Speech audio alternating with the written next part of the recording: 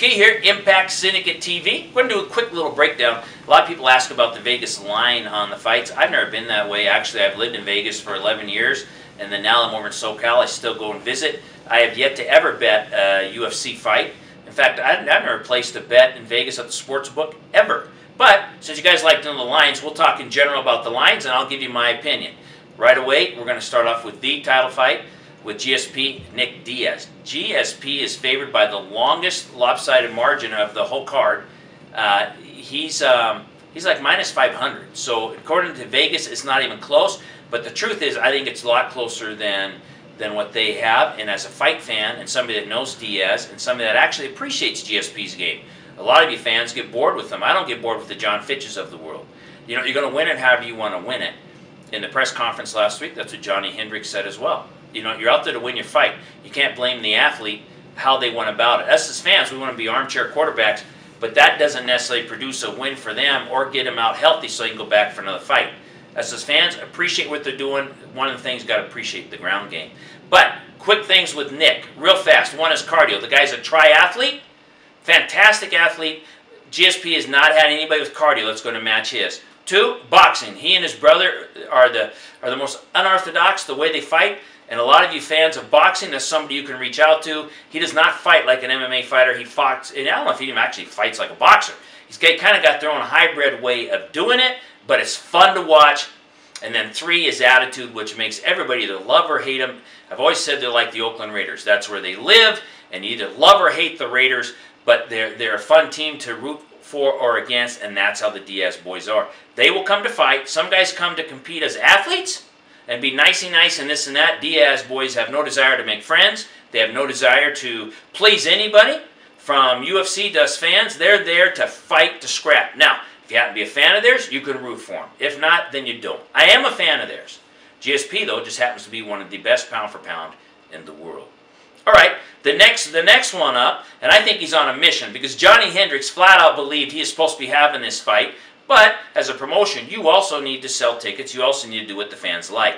Johnny Hendricks, Nick Diaz. I understand where they went. Johnny Hendricks, I consider a friend. Done a lot of things with Johnny over the last few years. Johnny has shocked everybody because he has power. The guy's a world-class wrestler, but he's also developed power that will scare you and that people have felt that power. Conduit, to me, is a good all-around fighter, very good all-around fighter, and can bring a lot of different components to a fight. The problem is I don't know he's had somebody at Johnny's level with wrestling, and I don't know that he's had anybody with Johnny's power. Wherever that's starting to come from, it's there. So between the two, Vegas has Johnny the favorite, like minus about 120, and I would tend to agree with that. And plus, Johnny has got to hang on because he's watching the fight after him. That was supposed to be his fight. I mean, he'll tell you to this day that was his. That was his. All right, from there we got Jake Ellenberg, the other guy that's in the running for a title fight, and I believe he should be there as well. He's beat a lot of big-name people. The guy's young, he's fresh, and yet he's still had over 30 fights. It's hard to believe that at his age he's had that many pro fights. But he's going against one of the best, one of the Johnny lunchboxes of the sport, Nate Marquardt. The guy is fantastic. I've been a fan of his for years. He'll bring it. He doesn't shy away from a fight. He'll fight anybody. But I think Jake's just got the overall better game. I think he's got the younger, fresher body to compete with. And Vegas has him just over at minus 100 as well. Last one on the pay-per-view, Mike Ritchie. We all seen him in the Ultimate Fighter 16. He competed against Colton for the finale. He did a great job. But as everybody said, he was in the wrong weight class. He's in his own weight class now. They're bringing somebody in for him that I flat out believe is bringing somebody in for him. Nothing against Colin Fletcher at all, but the truth of it is, don't know much about him, and you know, Richie's got a great game, plus he's there, he'll be in the room, the back room, with GSP, with his coach, his corner, his hometown. Too much to go against. Real fast, we're almost out of time, is Darren Elkins on the television part of it. Darren's been on our show. Darren is favored by, he's minus over 200. Good thing for him. I felt he was the better guy for the fight anyway, so you can check out the interview, ImpactSyndicate.com. Good kid. He's going to go for 5 in a row now at this new weight class. He's an up-and-comer. Should be in the top 10. And then the last one, Ruben Duran, a friend of our show as well.